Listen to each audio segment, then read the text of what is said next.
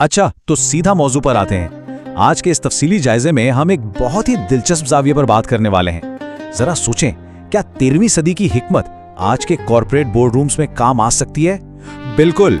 आज हम अजीम मुफक्किर शेख सादी की हिकमत को जदीद दौर के एग्जीक्यूटिव्स और लीडर्स के लिए एक ताकतवर तारीखी केस स्टडी के तौर पर देखेंगे। हम उनकी दो मशहूर हिकायात का जायजा लेंगे और देखेंगे कि ये पुरानी दास्तानें आज के दौर में इंसानी रवैयों और लीडरशिप की कितनी शानदार अक्कासी करती हैं। जल्दी से आज के एजेंडे पर नजर डालते हैं। हम बात करेंगे कदीम दरबारों की हिकमत पर, फिर हरीफ वुज़रा की कहानी, रिकाबत के बजाय विरसा बनाने की अहमियत, बादशाह और बेवकूफ़ का किस्सा, तंजीमी दर्जात यानी हायरार्की से बालातर हिकमत, और आखिर में एक एग्जीक्यूटिव की अंदरूनी नशोनुमा पर। तो हमारा पहला हिस्सा है कदीम दरबारों से हिकमत और उसका तारीखी पस मंजर। शेख सादी का ये जबरदस्त कॉल जरा सुने। इज्जत आमाल से बनती है, दूसरों को तबाह करने से नहीं। एक छोटा सा जुमला है, लेकिन सच्ची लीडरशिप की पूरी रूह इसके अंदर समोई हुई है। यह हमें याद दिलाता है कि सच्चा विरासत और शौहरत हमेशा आपकी अपनी मेहनत और मुस्बत कामों का नतीजा होती है, ना कि दूसरों की टांगे खींचने का। अब आप सोच रहे होंगे कि यह हिकायत क्या चीज है। वैसे तो ये सुनने में एक रिवायती कहानी लगती है, लेकिन अगर हम इसे आज के तनाजुर में देखें तो ये दरअसल इंसानी फितरत और ऑर्गेनाइजेशनल बिहेवियर पर एक बेहतरीन कदीम केस स्टडी है। ये पुरानी कहानियाँ और जदीद कॉर्पोरेट दुनिया के मसाइल आपस में बहुत गहराई से जुड़े हुए हैं। आगे बढ़ते हैं हिस्सा 2 की तरफ, हरीफ वुज़रा कॉर्पोरेट रिकाबत की एक जबरदस्त केस स्टडी। हिकायत नंबर 9 बड़ी ही कमाल की है। इसे एक हाई स्टेक्स कॉर्पोरेट डायनामिक की तरह देखें। फर्ज करें 2 आला ओहदेदार हैं। एक वजीर ए जो बहुत ईमानदार, समझदार और साथियों में बेहद मकबूल था, लेकिन अब इस दुनिया में नहीं रहा।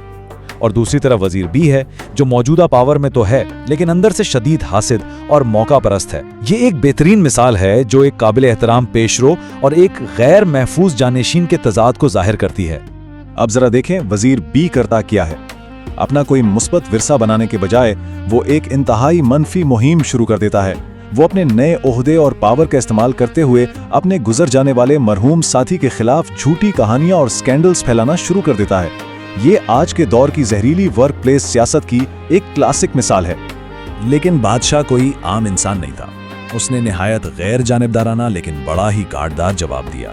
बादशाह ने कहा कि जितना तुम इसका नाम खराब करोगे उतने ही कम मुअज़्ज़ज़ तुम खुद लगोगे। मतलब ये कि दूसरों पर कीचड़ उछालने से उनका कुछ नहीं बिगड़ता, बल्कि ये सिर्फ आपकी अपनी अंदरूनी कमजोरी और एहसास कमतरी को जाहिर करता है। तीसरा हिस्सा रिकाबत पर विरसे को तरजीह देना, जिसे हम आईने की तकनीक भी कह सकते हैं। अगर हम इस कदीम कहानी को आज के कॉर्पोरेट कल्चर के आईने में देखें तो 3 वाज़े और सीधे कदम सामने आते हैं। पहला, आपकी सोच ईमानदाराना हो। दूसरा, आपके अमाल शानदार हो। और फिर तीसरा कदम खुद ब खुद तय हो जाता है, यानी एक देरपा और शानदार शोहरत। ये एक ऐसा प्रोसेस है जिसका कोई शॉर्टकट नहीं है और ना ही इसे फेक किया जा सकता है। किसी भी साबका मैनेजर या साथी को बुरा भला कहना दरअसल एक खोखला अमल है। ये उल्टा आप ही को नुकसान पहुंचाता है, क्योंकि आप इंतहाई छोटे और कीना परवर लगते हैं। ये आपके गहरे अदम तहफ़्फ़ुज़ को जाहिर करता है। जरा सोचें, अपना ज़ाती विरासत और पहचान बनाने के बजाय इन मनफी बातों में तवनाइयां ज़ाया करना कहाँ की अक्लमंदी है। जब आप किसी ऐसे शख्स पर तनकीद करते हैं जो अपने दिफा के लिए मौजूद नहीं, तो दरअसल आप अपनी ही इज्जत कम कर रहे होते हैं। अब आते हैं चौथे हिस्से की तरफ, बादशाह और बेवकूफ। ये खुले जहन की एक लाजवाब केस स्टडी है। हिकायत नंबर 10 किसी टॉप लेवल एग्जीक्यूटिव मीटिंग जैसी है। बादशाह एक शानदार ज़ियाफत का एहतमाम करता है और अपने तमाम ज़हीन तरीन आला क्वालिफाइड मुशीरों को बुलाता है ताकि उनके इल्म और फहम का कड़ा इम्तिहान ली सके।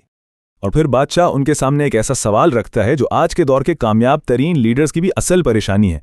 वो पूछता है, मेरे पास दौलत है, ताकत है, इल्म है, फिर भी मेरा दिल इतना बेचैन क्यों है? बताएं, क्या ये सवाल आज के इन हाई अचीवर्स के दिल की आवाज़ नहीं, जो सब कुछ पा लेने के बावजूद अंदरूनी तौर पर खालीपन महसूस करते हैं? अब होता यह है कि बड़े बड़े सीनियर एग्जीक्यूटिव्स और मशीर तो पेचीदा फलसफे और मुश्किल अल्फाज झाड़ने लगते हैं, लेकिन कोई भी तसल्ली बख्श जवाब नहीं दे पाता। फिर अचानक उसी महफिल में बैठा एक ऐसा शख्स जिसे बाकी सब दरबार का बेवकूफ समझते थे, सामने आता है और सबको हैरान कर देता है। वो दाना बड़ी नरमी से कहता है, खुशी मालो असबाब या ताकत से नहीं, बल्कि अंदरूनी सुकून से मिलती है। यानी वो बादशाह को ये एहसास दिलाता है कि वो बैरूनी कामयाबियां और टारगेट्स तो हासिल कर रहा था, लेकिन अपनी रूह और अंदरूनी सुकून की ज़रूरियात को बिल्कुल नज़रअंदाज कर बैठा था। ये एक ऐसा सच था जिसने तमाम पेचीदा फ़लसफ़ों को मात दे दी। हिस्सा पंजम, तंजीमी दर्जात से बालातर हिकमत और किसी के बारे में पहले से राय कायम करने यानी प्री जजमेंट का खात्मा। ये कहानी वाज़ेह करती है कि किस तरह एक सख्त और रिवायती कॉरपोरेट हायरार्की हमें सच्ची दानिश से दूर कर सकती है।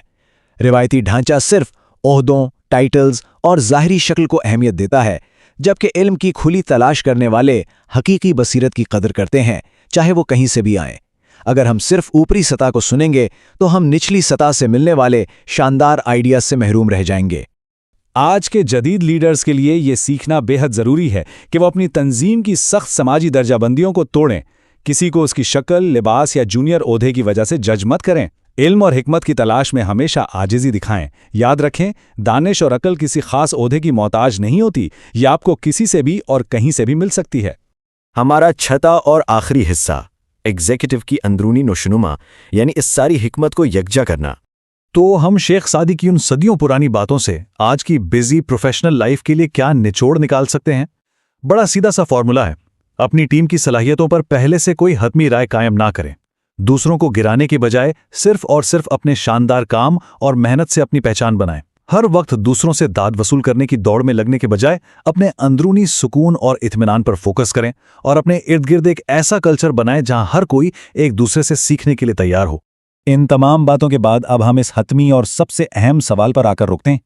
क्या आज के मॉडर्न लीडर्स आला अमाल और अंदरूनी सुकून के जरिए एक पायदार विरसा और सच्ची लेगेसी बना रहे हैं, या वो बस आर्जी ओहदों और ताकत की छोटी छोटी जंगों में उलझे हुए हैं?